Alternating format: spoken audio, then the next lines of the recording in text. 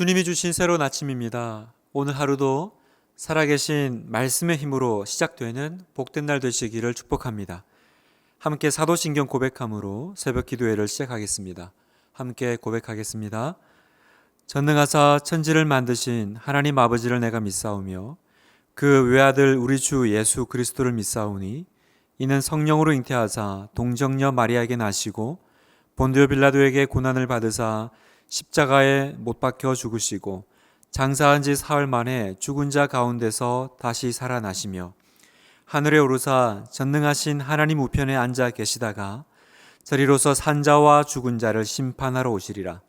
성령을 믿사오며 거룩한 공회와 성도가 서로 교통하는 것과 죄를 사하여 주시는 것과 몸이 다시 사는 것과 영원히 사는 것을 믿사옵나이다. 아멘.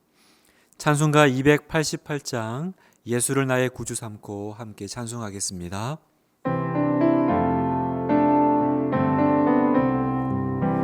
예수를 나의 구주 삼고 성령과 피로서 거듭나니 이 세상에서 내 영혼이 하늘의 영광 이것이 나의 간증이요 이것이 나의 찬송일세 나 사는 동안 끊임없이 구주를 찬송하리로다. 온전히 주께 맡긴 내 영 사랑의 음성을 듣는 중에 천사들 왕래하는 것과 하늘의 영광 보리로다. 이것이 나의 간증이요 이것이 나의 찬송일세 나 사는 동안 끊임없이 구주를 찬송하리로다. 주 안에 기쁨 누림으로 마음의 풍랑이 잔잔하니 세상과 나는 간 곳 없고 구속한 주만 보이도다. 이것이 나의 간증이요 이것이 나의 찬송일세 나 사는 동안 끊임없이 구주를 찬송하리로다. 아멘. 오늘 주신 하나님 말씀은 골로새서 1장 1절에서 14절까지 말씀입니다. 신약 성경 골로새서 1장 1절에서 14절까지 말씀을 함께 읽겠습니다. 하나님의 뜻으로 말미암아 그리스도 예수의 사도된 바울과 형제 디모데는 골로새에 있는 성도들 곧 그리스도 안에서 신실한 형제들에게 편지하노니 우리 아버지 하나님으로부터 은혜와 평강이 너희에게 있을지어다. 우리가 너희를 위하여 기도할 때마다 하나님 곧 우리 주 예수 그리스도의 아버지께 감사하노라. 이는 그리스도 예수 안에 있는 너희의 믿음과 모든 성도에 대한 사랑을 들었으며 너희를 위하여 하늘에 쌓아둔 소망으로 말미암음이니 곧 너희가 전에 복음 진리의 말씀을 들은 것이라. 이 복음이 이미 너희에게 이르매 너희가 듣고 참으로 하나님의 은혜를 깨달은 날부터 너희 중에서와 같이 또한 온 천하에서도 열매를 맺어 자라는도다. 이와 같이 우리와 함께 종된 사랑하는 에바브라에게 너희가 배웠나니 그는 너희를 위한 그리스도의 신실한 일꾼이요 성령 안에서 너희 사랑을 우리에게 알린 자니라. 이로써 우리가 듣던 날부터 너희를 위하여 기도하기를 그치지 아니하고 구하노니 너희로 하여금 모든 신령한 지혜와 총명에 하나님의 뜻을 아는 것으로 채우게 하시고 주께 합당하게 행하여 범사에 기쁘시게 하고 모든 선한 일에 열매를 맺게 하시며 하나님을 아는 것에 자라게 하시고 그의 영광의 힘을 따라 모든 능력으로 능하게 하시며 기쁨으로 모든 견딤과 오래 참음에 이르게 하시고 우리로 하여금 빛 가운데서 성도의 기업의 부분을 얻기에 합당하게 하신 아버지께 감사하게 하시기를 원하노라. 그가 우리를 흑암의 권세에서 건져내사 그의 사랑의 아들의 나라로 옮기셨으니 그 아들 안에서 우리가 속량 곧 죄사함을 얻었도다. 아멘. 이제 며칠 뒤면 우리 구주 예수님이 오시는 성탄절입니다.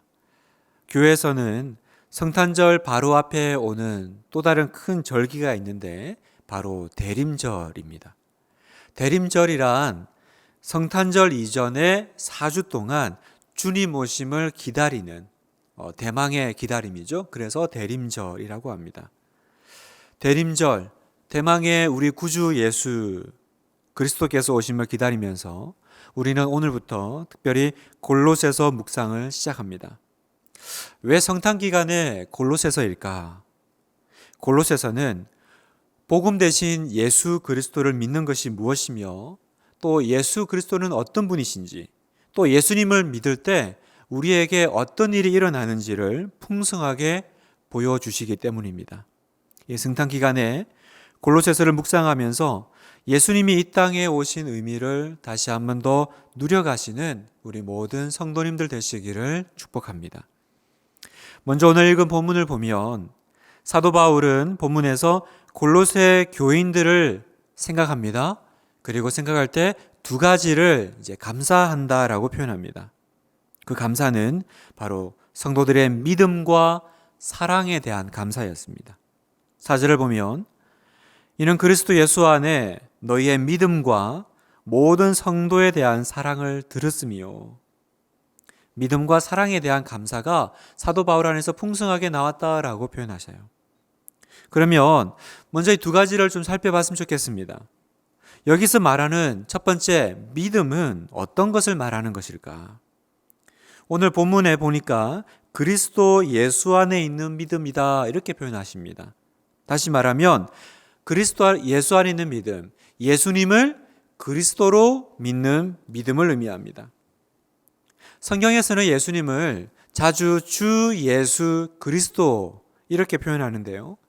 주 예수 그리스도, 어쩌면 예수님의 꼭 풀네임 같은 이 이름은 사실은 예수님의 신성과 인성과 그리고 메시아직을 표현하는 것입니다. 주는 그분의 신성을, 예수는 예수님의 인성을, 그리고 그리스도는 예수님의 메시아 되심을 표현하는 것입니다. 그러면 우리가 그리스도 예수를 믿는다 이 말은 뭘까요? 단지 내가 예수님의 그 존재 자체를 언젠가 계셨더라라는 것을 믿는다든지 또 아니면 그분이 얼마나 훌륭한 분이신지를 믿는 것이 아닙니다. 주 예수 그리스도를 믿는다. 예수 그리스도라는 이름 속에는 예수님이 하나님이 약속하신 메시아, 즉 그리스도이심을 인정하고 믿는 것입니다. 예수 그리스도인데 사실은 예수님이 그리스도이십니다라는 것을 내가 믿는다라는 것입니다. 그래서 이 사실을 믿는 사람들을 우리는 그리스도인이다라고 말하는 것입니다. 사랑하는 성도 여러분, 세상은 이제 성탄절을 앞두고 너무 즐거워하고 기뻐하죠. 성탄절을 휴일로 여깁니다. 예수님이라는 한 훌륭한 성인이 있었으므로 기뻐합니다. 그러나 교회는요, 그러나 성도는 예수님이 하나님의 아들이시며 그리스도이심을 믿고 기뻐하는 것입니다.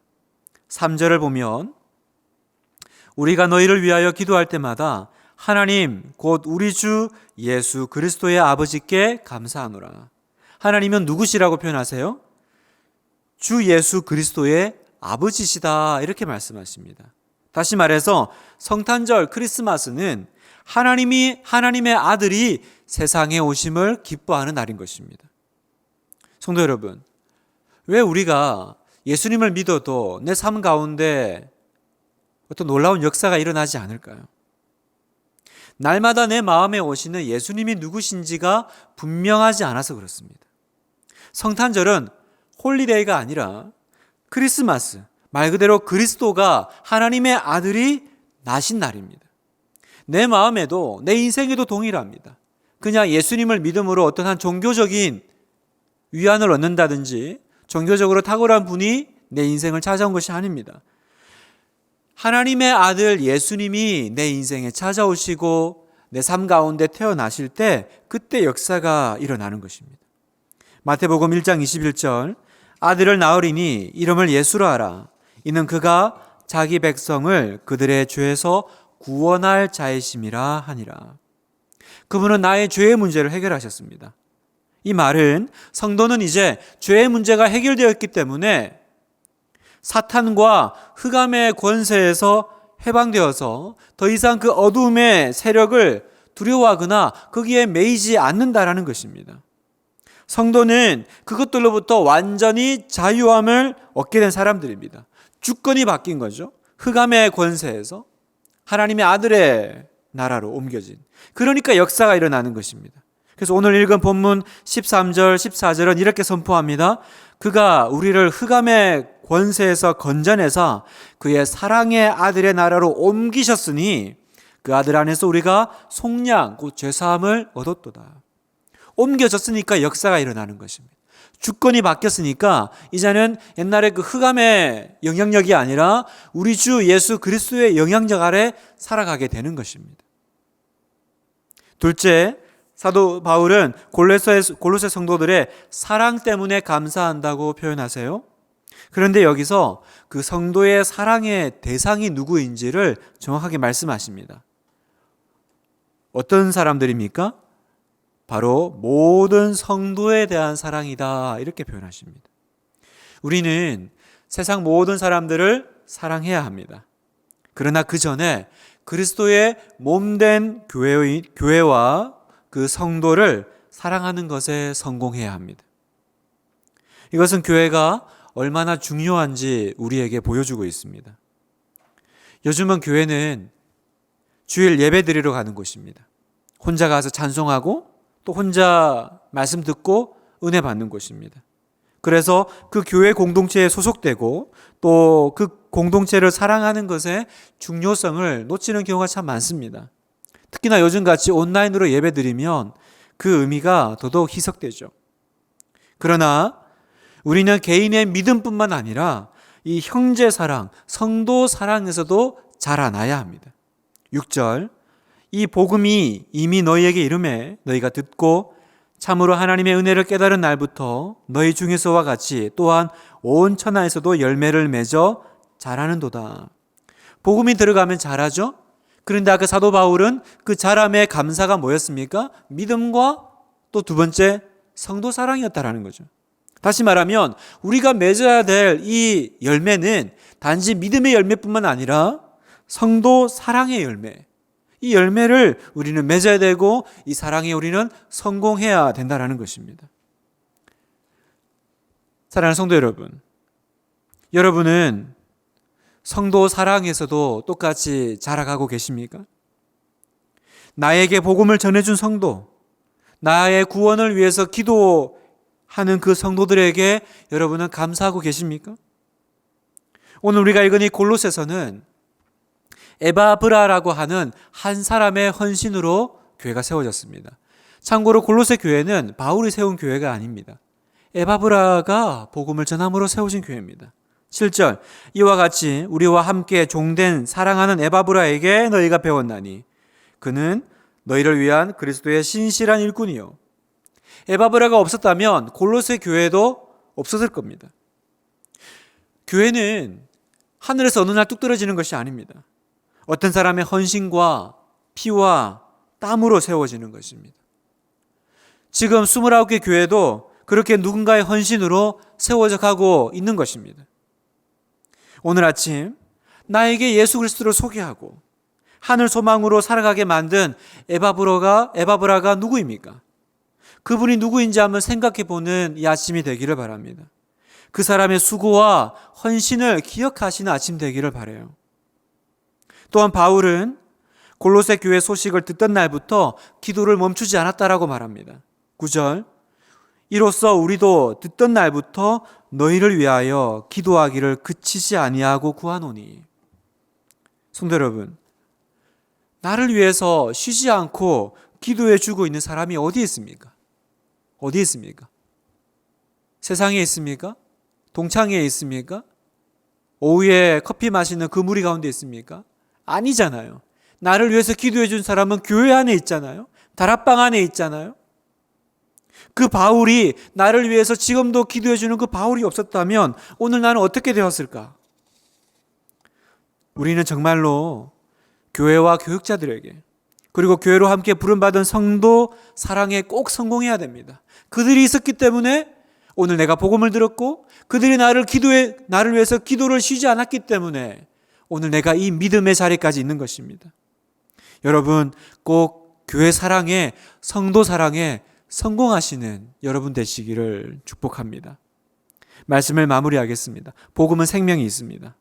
그래서 예수 그리스도의 복음이 들어가는 곳에는 반드시 변화와 생명이 움트는 역사가 일어납니다. 왜냐하면 복음이 살아있기 때문이죠. 그래서 처절한 절망 가운데 신음하는 세상에 복음이 전파되면 소망이 일어납니다. 그 소망을 우리가 누리고 있는 것입니다. 그리고 생명이 있다면 반드시 성장해야 됩니다.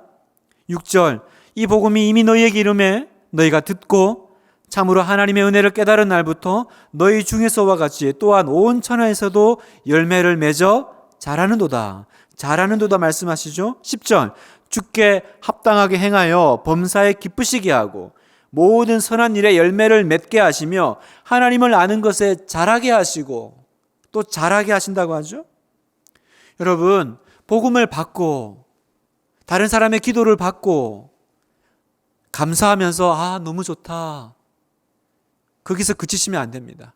복음은 살아있기 때문에 반드시 자라야 됩니다. 믿음이 자라야 되고, 성도 사랑에 자라야 되고, 교회 사랑에 자라야 됩니다. 예전에 교구에 그 화초를 가꾸시는 권사님이 계셨는데 그분이 그런 얘기를 하시더라고요. 목사님, 제가 화초를 키워보니까 나무도요 자라는 것이 예쁘더라고요. 물 주고 햇볕에 올려놔주고 사랑을 주는데 자라지 않으면 슬퍼요. 화초도요 자라는 게 예쁘고 자라는 게 아름답다는 것을 깨달았습니다. 목사님, 그래서 저도 주님 앞에 서는 날까지 성장하려고요, 자라려고요. 그 연세 많으신 그 권사님이 자라겠다라는 거예요. 성장하겠다라는 거예요. 그래서 그 노년에 나가서 전도하시고 성경을 읽으시고, 그렇습니다. 여러분, 살아있는 그날까지 성장하는 것은 생명을 가진 존재만이 누리는 축복이고 특권인 줄 믿습니다. 죽은 것은 원해도 성장할 수 없습니다. 오늘 여러분, 살아있다면 성장하게 해달라고 기도하시기를 바랍니다. 예수 그리스도의 생명이 내 안에서 꿈틀거리는 그 생명의 역사가 살아있는 그런 대림주간이 되시길 주님의 이름으로 축복합니다. 함께 기도하겠습니다. 소망 없는 이 땅에 유일한 소망으로 오신 예수 그리스도, 주님 오심을 찬양합니다. 오늘도 처절한 절망 가운데 신음하는 세상에 복음이 들어가 세상을 치유하는 역사가 일어나게 하옵소서. 우리는 예수님이 하나님의 아들이시며 나의 구세주이심을 굳게 믿습니다. 이 믿음이 또한 세상을 이기는 믿음인 줄도 믿습니다.